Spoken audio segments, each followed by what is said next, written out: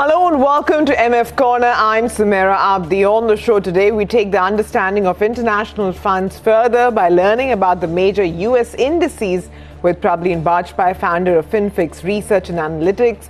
Also, a little later on the show, what are arbitrage funds and can you do with some allocation there? Pankaj Mathpal, Managing Director at Optima Money Managers, will join in.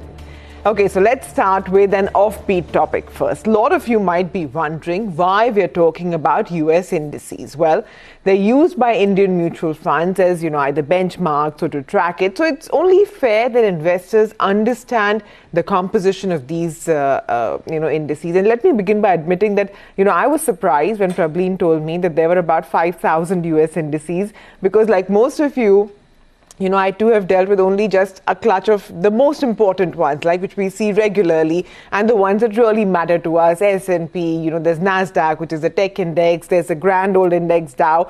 So really, I was surprised to know that there are 5,000 indices. Prableen, good afternoon. Thanks very much, for joining in to help us understand what's unique about each of these indices and, how it's going to help individual investors make the decision regarding, the international portion of their portfolio, right? So what do you want to start with? The S&P 500?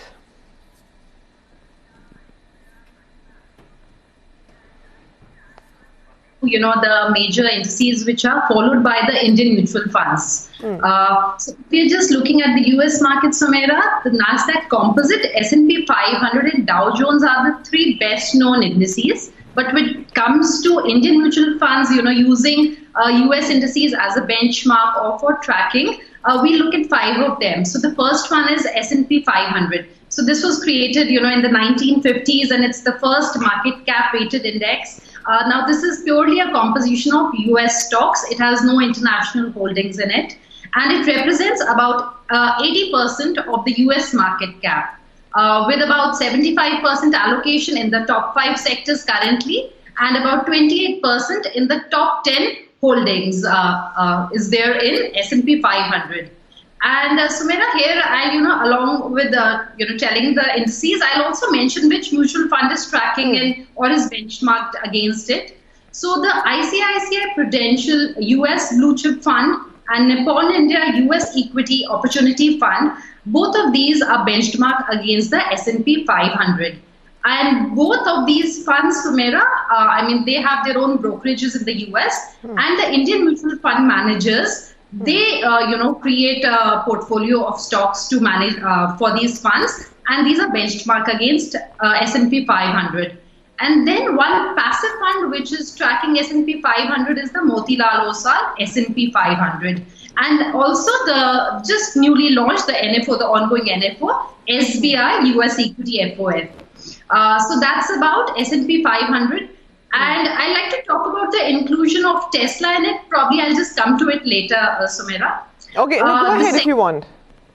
Okay, so interesting. We often talk about that indices are a safer way to invest your money, and of course they are just tracking an index. But in December of 2020, Tesla was included in S&P 500. A decision was taken that Tesla will be included because I think it became too big to be ignored.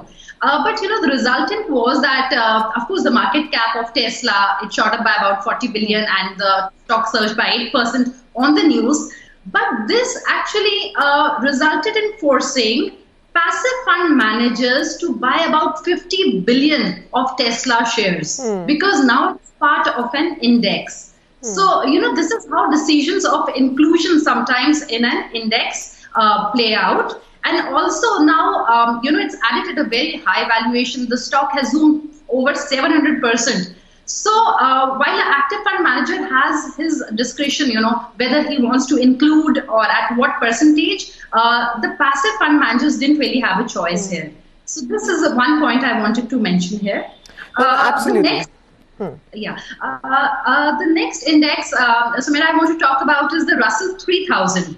So Russell 3000, as the name suggests, it's the composition of the top 3,000 securities in the US. And it represents almost 98% of the US market cap. Now it's got different variations like a growth index and a value index. and only one fund from India, which is the Franklin India US feeder fund. They are tracking this. It's benchmarked against the Russell 3000 growth index, not just the Russell index. And it has about, the growth index has about 1,500 holdings there. Then a subset of Russell 3000 is the Russell 1000.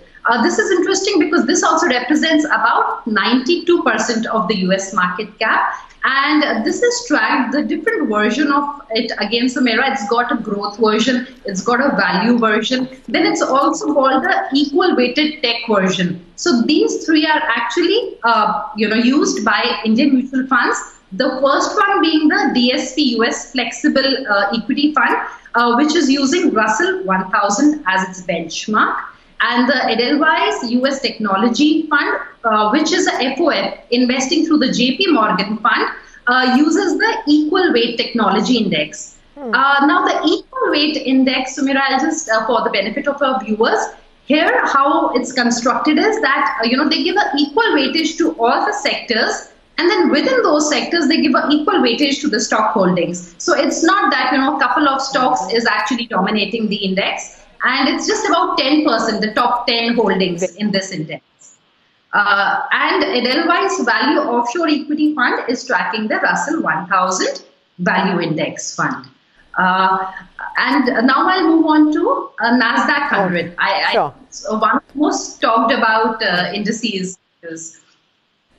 So NASDAQ 100, Sumaira, for Indian investors who want to invest abroad, there is no active fund which is, tracking it or is benchmark against it. There are two passive strategies. One is the Motilal Oswal FOF, which is investing in its own ETF, NASDAQ 100 ETF. And the other is the one which was launched in January by Kotak. And it is investing in NASDAQ 100 through iShares ETF. And NASDAQ 100 is an index which is not only a composition of US and stocks, but also international. But it has excluded any financial companies, so there is no presence of any financials in it. And I think it will be interesting for you viewers to know, because I think S&P 500 and NASDAQ 100, Sumaira, are the only two indices which actually can be tracked, via a passive strategy for Indian investors. Over the last 13 years, out of the 13 years, NASDAQ 100 has actually outperformed S&P 500 in 11 of those years. So I think that's interesting, though it's an overweight on technology with about 50% in technology stocks. Okay, let's not leave the Dow then. And the Dow Jones. And the final one is the Dow Jones, of course, the oldest. It's, more than 100 years old, and it follows a price-weighted strategy of composition, and it's a composition of the 30 blue chip companies in the US. This one is actually followed by the Sundaram Global Fund. They have, this particular fund of theirs is benchmarked against Dow Jones. So these are broadly the 5 strategies. But out of these, for Indian investors to follow passively, only 2 are available: S&P 500 and NASDAQ 100. Okay, so probably now that we know, a brief overview really about, these benchmarks, how does an investor make the decision that, which is going to work out best for them, and what is it that's your recommendation? Right. Sumaira, so I think an index, what it does is that it can give an insight to an investor of the broader universe that the money will be invested into. And based on the strategy that they're going to follow. For somebody who's going to, take the passive route, I think it's very easy then, if you know, what is the composition of the index, because there are 2 passive strategies which Indian investors can use. And they know that this is the investment universe and where their money will be allocated. And of course, it moves along with the broader markets.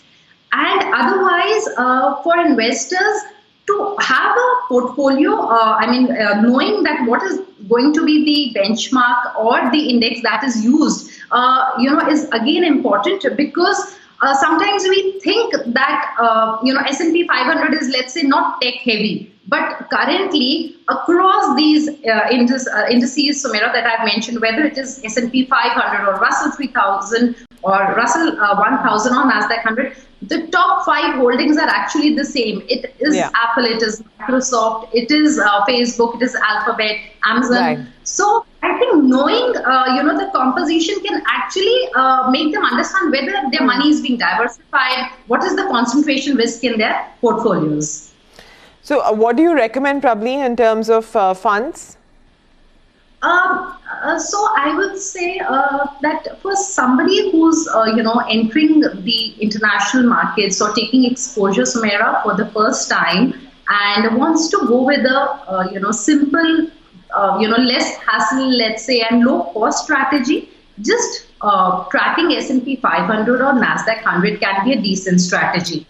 Given that, the world that we live today is highly influenced by technology, and I think that influence will only increase. So even NASDAQ 100, for that matter, I feel is a decent choice. But 2 funds which I have in mind, I think, which look interesting are the first is the PGIM Global Equity Opportunities, and the second is the NFO by SBI. So I'll quickly talk about PGIM first. So this particular fund by PGIM, it has a 60-65% weightage in US. So that means that, majority of my money, if I'm investing, is in a mature market. So there is stability there. But then it uses its discretion for the rest, 20 to 35%, where it's allocating a bit to China, Europe, France, Canada, and different countries.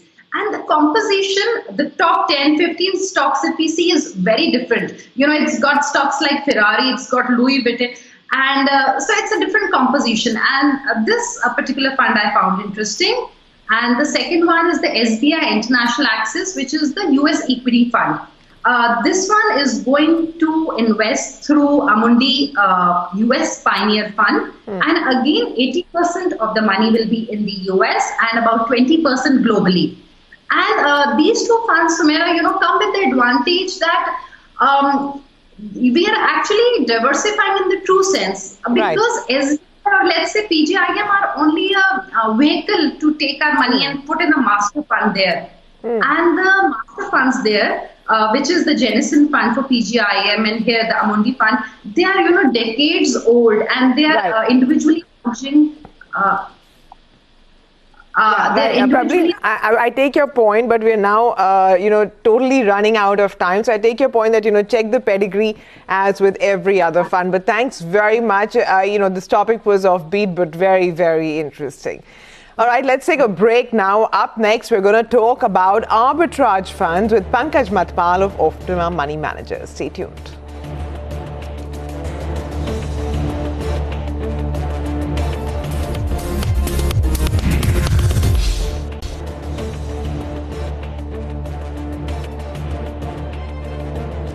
Hi, welcome back, and now let's speak about arbitrage funds. But before we begin, let me quickly explain that when we are going to refer to spot prices or cash market, so that's pretty much the equity market, right, as we know it.